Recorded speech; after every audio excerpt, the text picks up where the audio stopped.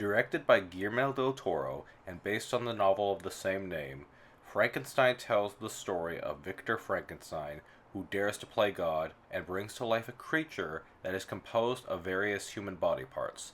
The creature goes on a quest to discover who he is, while Victor deals with the consequences of his actions. Chances are you have heard this story, and when I first saw the trailer, I thought it would be a straightforward adaptation of the book.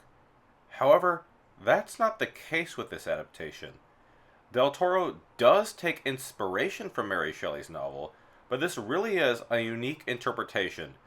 I don't need a book to follow the source material faithfully. I mean, for heaven's sake, the 1931 adaptation of Frankenstein starring Boris Karloff is a far cry from the book, but it is still a great film. The only requirement I have is that the message from the source is captured and displayed in an honorable way. So in this, the film succeeds. We see the trauma the creature goes through, being abandoned by his creator and shunned by the rest of the world.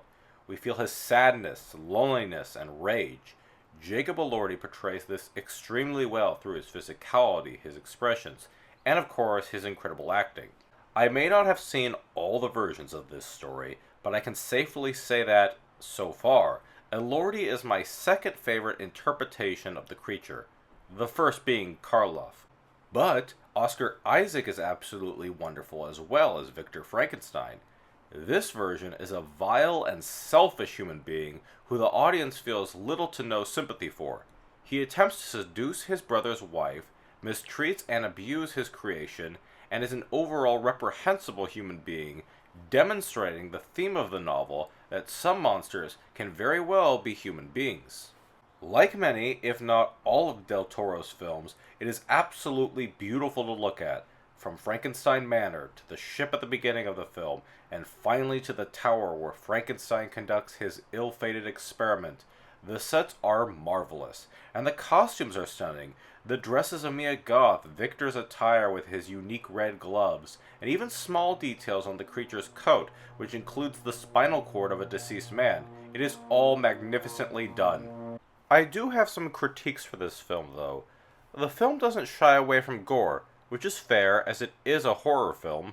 I'd argue it's more of a drama wrapped in a horror film, though, but that's beside the point.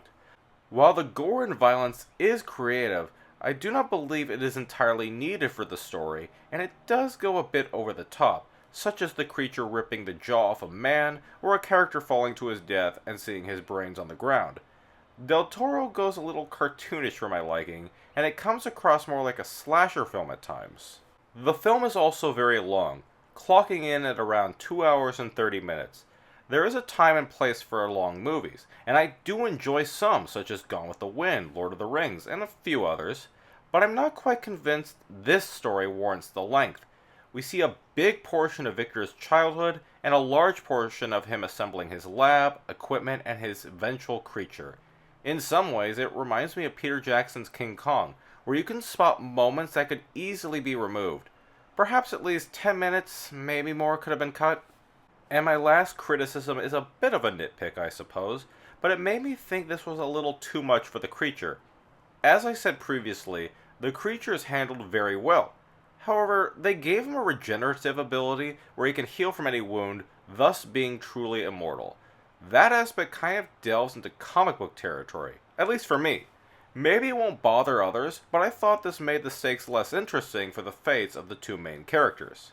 While I greatly enjoyed the film, it does have problems that prevent me from saying it is the masterpiece others are saying it is. For the positives, it is acted by two truly talented actors, who are surrounded by an equally talented supporting cast. The visuals, the sets, makeup, and costumes are pleasing to the eye, and the story is unique enough to warrant telling, and not being a straightforward adaptation.